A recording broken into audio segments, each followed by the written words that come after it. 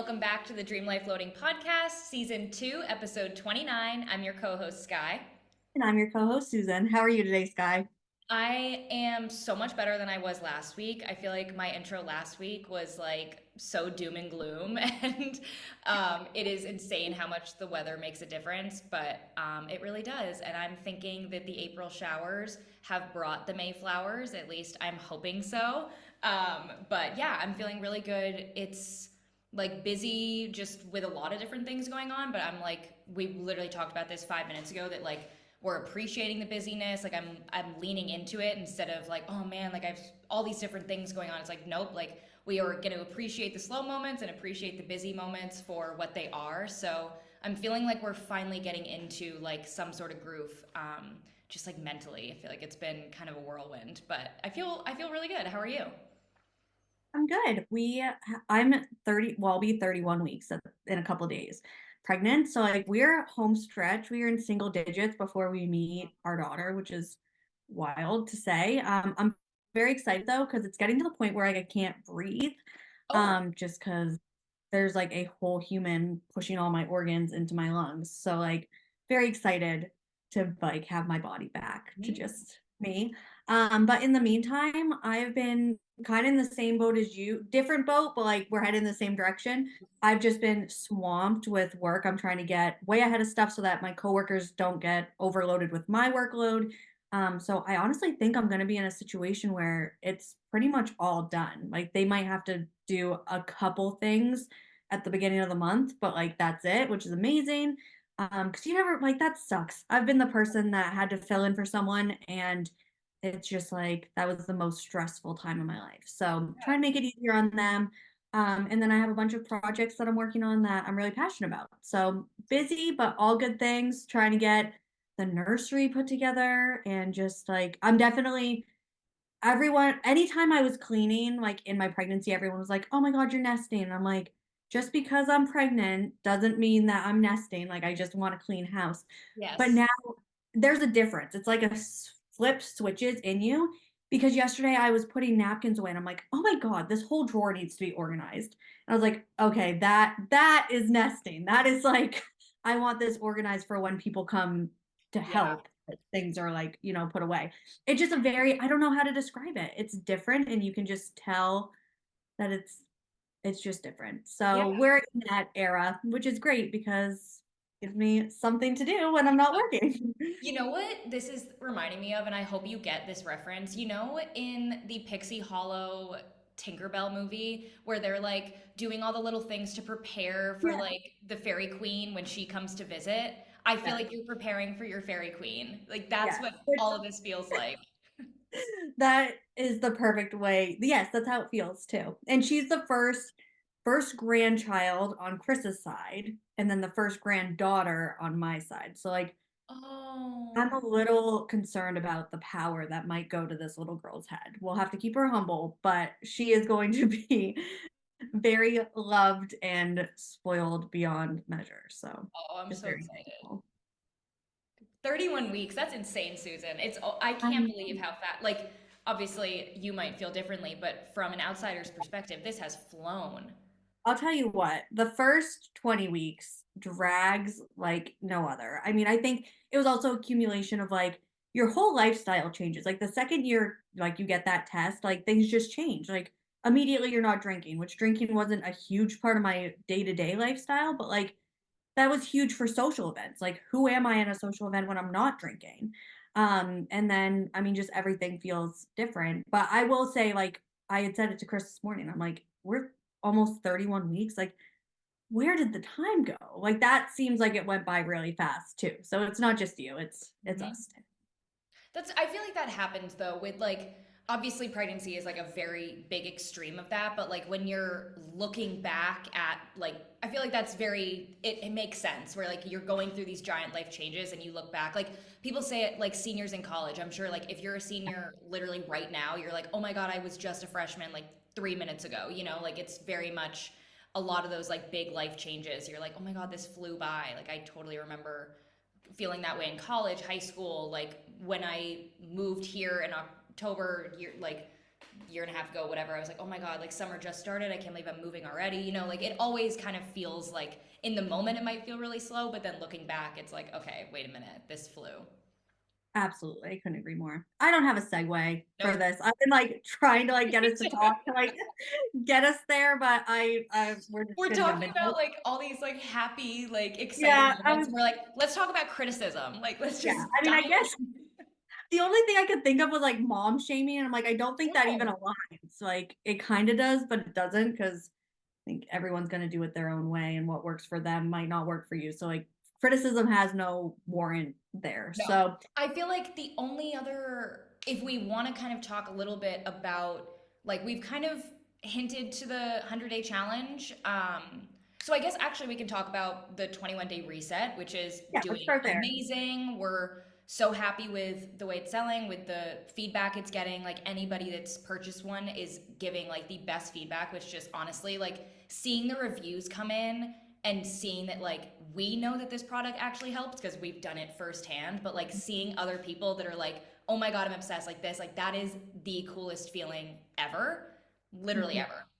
But then on the flip side, last year we did, when we released the 100-day challenge and workbook, we did get some not so good criticism and feedback, which I think we can Mhm. definitely talk about with this episode so that we can kind of use that as a segue if we want to. With, I think we've used a lot of that feedback from last year as we've been crafting this year's 100-day challenge with like, look, Yeah. we listened with and then the life audit, the 21-day reset, like so many products that we've been working on in the past year is products of us listening to the feedback, criticism that we got just over a year ago and like And really I growing with it. I love this example too because we were getting criticism, but we were also getting just plain hate. And there's a very clear difference in like choosing what to listen to and deciphering like what is criticism, what is trolls is very different. Because like we literally had people telling us that we were terrible people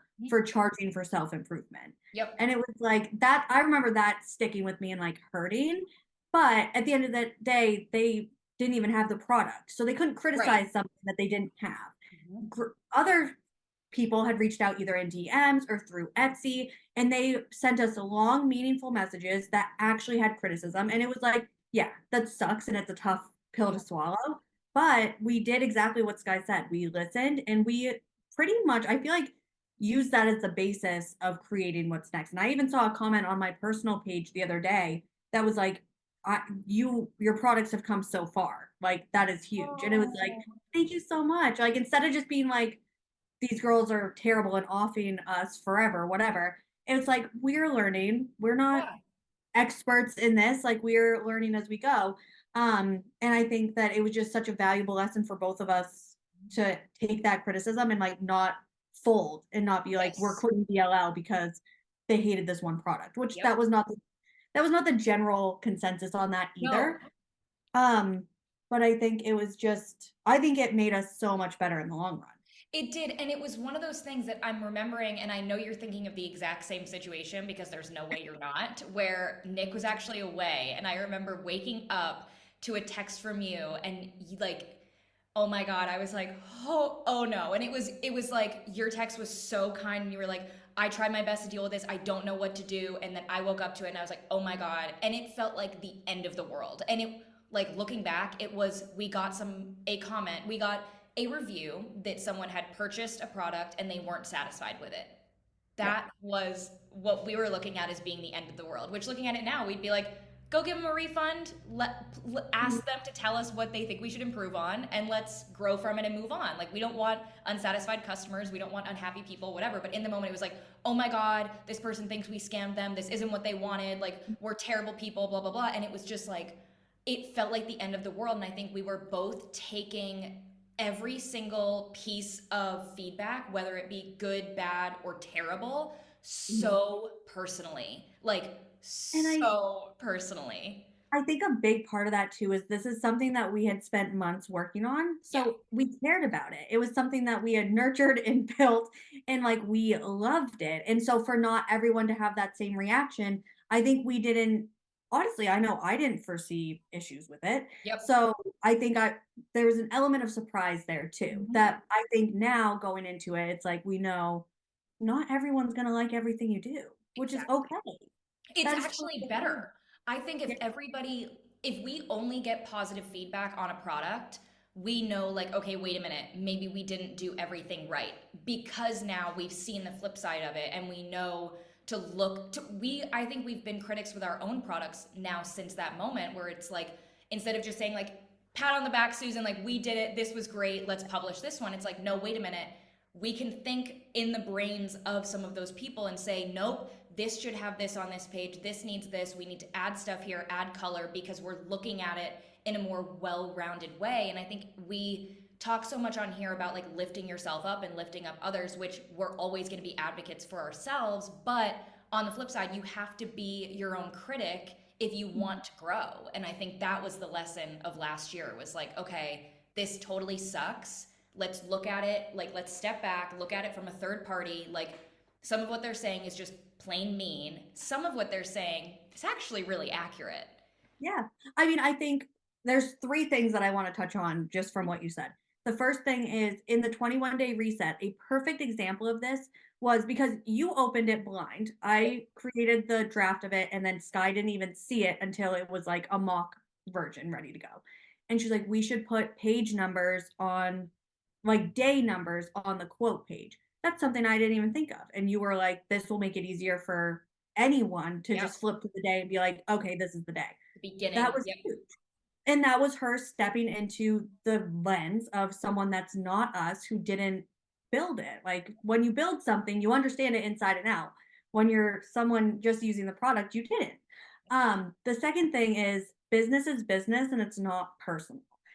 And I think we took everything so personally last year, which I also think was important too Yes. for growth reasons.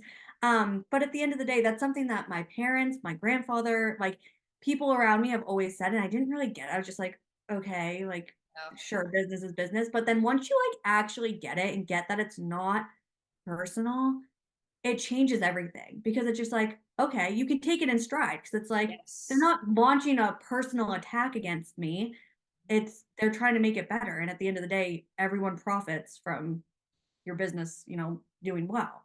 Yep. And then the last thing is you never want to be the smartest person in the room because what are you going to learn from that?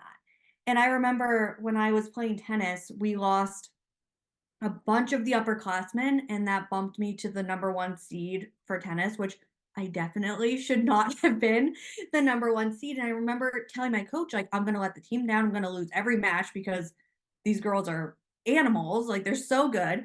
And I suck. And he was like, you're going to get the most experience and you're probably going to grow as a player more by playing all these girls who are so much better than you. He's like, I don't care if you lose every single match this season because next season you're going to be so much better because you weren't the best player on the court. And that is something that I've taken with me everywhere, even like my little brother with baseball. I gave him the same thing literally 2 days ago. I was Yep. like, you never want to be the best person on the team. You want to be able to learn from someone else and you want to be able to take criticism. I remember what playing soccer, I thought my coaches hated me. I'd come home all but in tears. I'm like, they hate me. My parents would be like, we literally talked to them last week. They said that they love you. Like just because they're correcting you and trying to make you better doesn't mean they hate you. And that just goes back to business is business. It's not. Yes.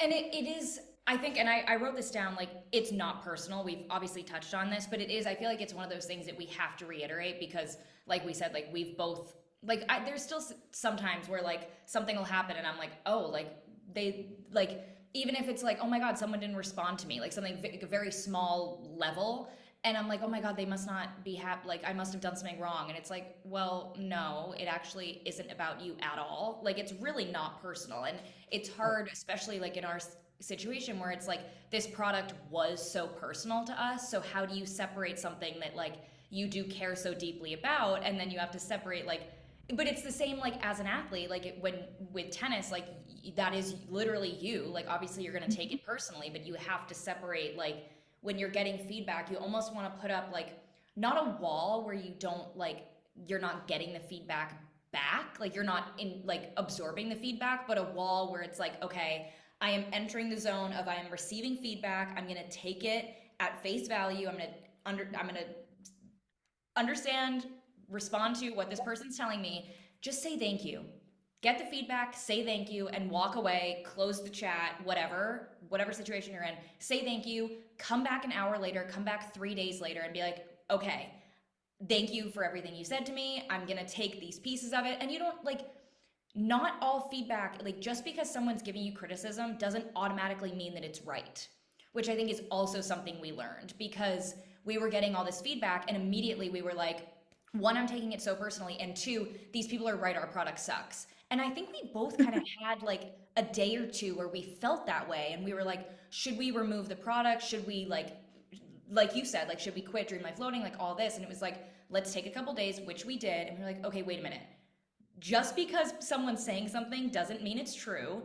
Let's dissect this. Like, what pieces of this are true? Okay, maybe we should have added more detail here. Maybe we should have done this. But we are not bad people. We're not doing the wrong thing, you know? So you kind of, I think, at least for me, like, I have to take that step back and, like, remember, like, someone's giving you their advice and their opinion. That doesn't automatically mean that they are more correct than you, better than you, anything like that. It's not, you take it for what it is, take it for what they're saying, don't try and make something more out of it. Absolutely.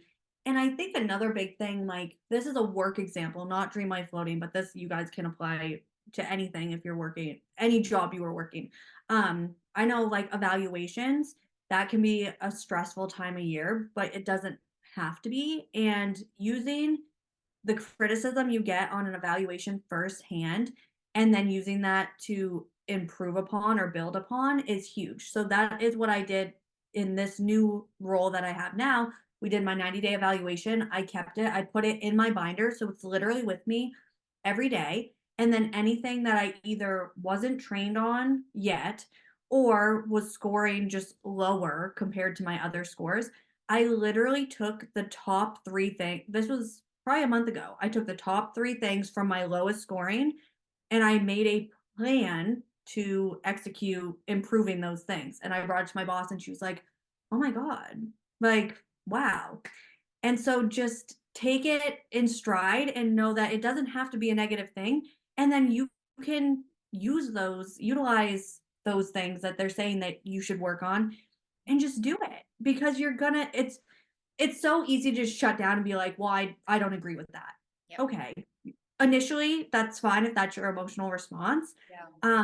But then after that, move on. Like be willing to be part of the solution. I'm not literally gonna let that sit. Be willing to be part of the solution. I love that.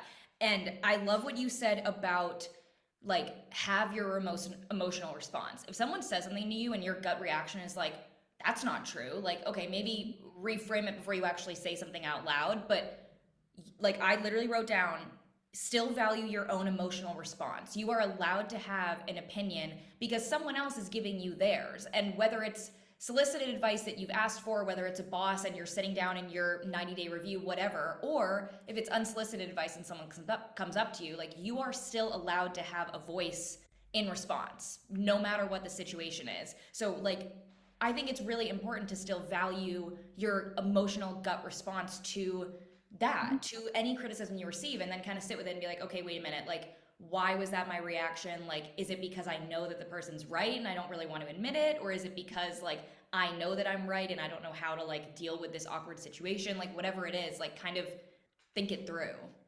The second part of that, because I've had reviews that come through and some of them are like great. And it's like, or evaluations. Yeah. That's not makes more clear. I've had evaluations that are like, you're doing everything amazing. And it's like, okay, but how do I grow? How do I improve? Yep. I've also had reviews that were emotional. My emotional reaction to begin with was absolutely not. I do not agree with this. X, Y, and Z is why this is incorrect. And those, it was one of those things where it was like, okay, I can sit here and fight this, or I can talk to upper management. Hopefully they understand where I'm coming from. And then either I'm getting out of this position where I'm under this person that either doesn't value or is threatened by my potential, or I'm just going to leave the company. Like that has been like, I've been in those situations, and it's all about, you can be in the same company, but under someone else and have a completely different experience. Oh, for And sure.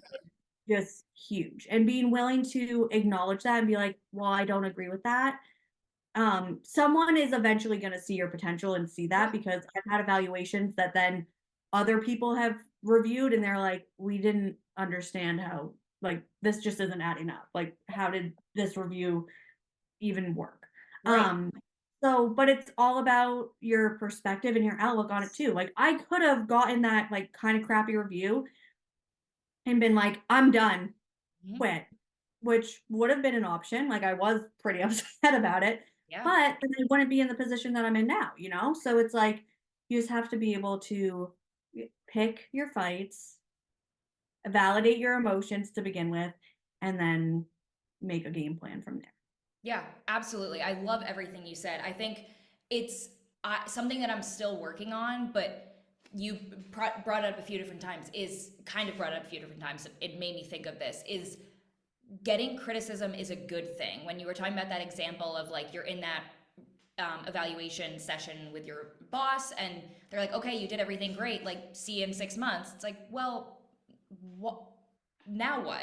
So it's Right. you, if you're in that situation and you're like, oh man, I wish you were giving me something to improve on, and then you go in 6 months later and they're like, okay, here's a laundry list of things to improve on, and you're like, oh man, I thought I was doing such a good job. You are. If like I feel like that's my automatic, if I get feedback, even if it's like I get a Slack message and it's like, oh, you should have done this, or like, hey, next time do this instead. And I'm like, oh man, everybody hates me at work. I'm doing everything wrong. It's like, no, people are reviewing your work, they like your work, and they see that you care enough where they can give you the push. You know, like you see it all the time with like athletes or like all these different situations where like the people that aren't, like the people that people don't think can improve aren't going to get any feedback. It's the people that have the potential that are going to get pushed. So if you walk into that meeting and you get the laundry list of here's the ways we can push you, it's because that's a really good thing. Like I would so much rather, and I'm still trying to teach myself this is the right thing, but I would so much rather have that laundry list of ways to improve than the nope, good, see you next month. Like it's so much better. A really good way to combat that too, because I think that criticism feels really out of our control, right? Like, Yeah. you walk into a meeting with your boss and they can just do one of two, either of those options that you just gave us. They're either going to say you're doing great and give you nothing, or they're going to dump a bunch of stuff on you that they want improved.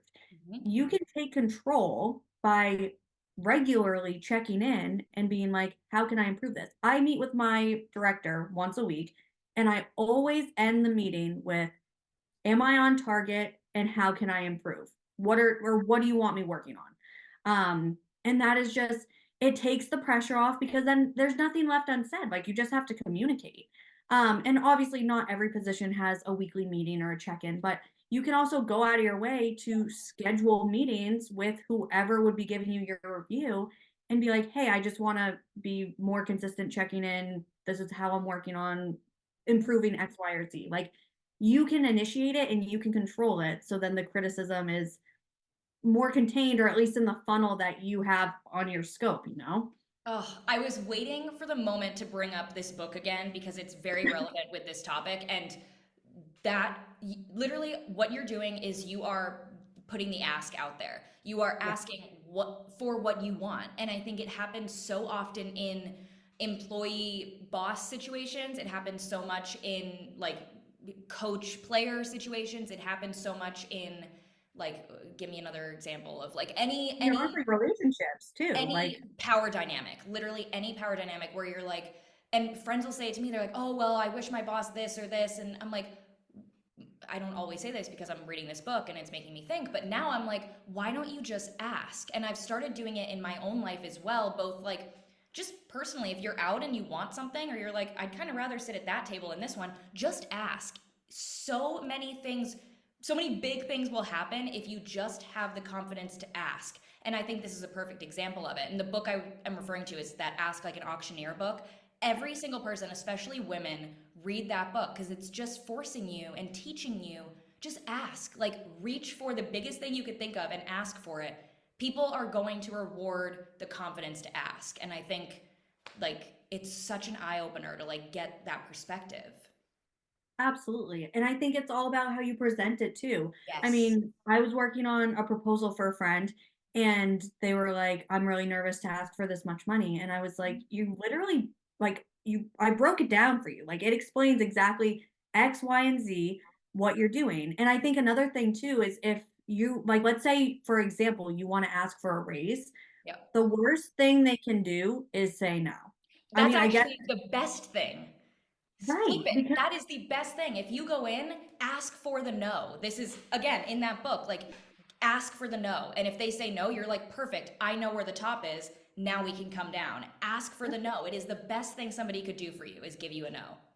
about a year or maybe a little more than a year ago, I asked for a raise, not on cycle with anything that I had going on. And I was just like, I feel like I'm excelling in X, Y, and Z.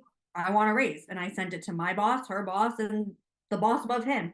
And they came back like probably 2 months later and they said, no, not right now, but we're adding this to your file for when we have reviews or whatever. Yep. And it honestly ended up paying out, but that pushed me more because I was like, okay, I know I act out of like pettiness and spite sometimes. So I was like, I'm going to go above and beyond and I'm going to track every single thing I do outside of my job description. Yep.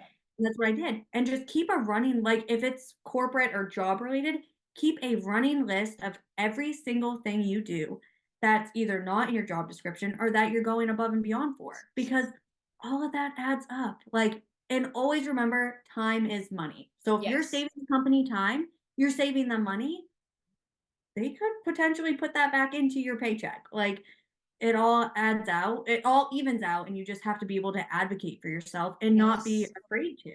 Yep. It's such a good point. And like you literally will never know if you don't ask. Like you asked for that raise, and I'm sure you were nervous going into that Oh email, yeah, phone that's call, so meeting, scary. whatever situation it was. But I'm sure you left and then you got the email that was like, hey, not right now. And you were like, you know what? I can sit back, and you chose to not quite sit back, and you chose to kind of like go out of your way to make it happen for yourself. But you could have, and you kind of did in a situation, in a way. You took that no, and you're like, okay, now I know. Instead of sitting there and being like, oh man, I probably could get a raise right now, but oh, I don't want to ask. I feel bad, and I'm already making this much, and I shouldn't. No, no, no, no, no. You went out there, ask for what you want. You in any job situation, you are replaceable. Like I think that that's something. Well, it is. It's No, true. it's true. If I died today, they're gonna fill my job in 4 weeks max. Like, so you don't need to be shy or concerned about hurting anyone's feelings asking for something in a professional space because you are replaceable and it's business is business. Yeah. It's not that personal. Yep. I don't even know how we did it, but we went from like, you're the person receiving criticism to like, you're the person who's like kind of looking for the criticism in a way. So we kind of rounded out and got both sides of criticism as a whole, which I I could don't know talk how about we, criticism all day. I love it now. It used to give me so much anxiety, and now I'm just like, please bring it on. Like, what was the please. switch for you? How do you go from like crippling anxiety to like bring it on?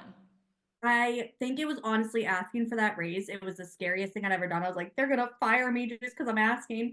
And I came out of that meeting with like someone very high up in the company that I had never even had a relationship with.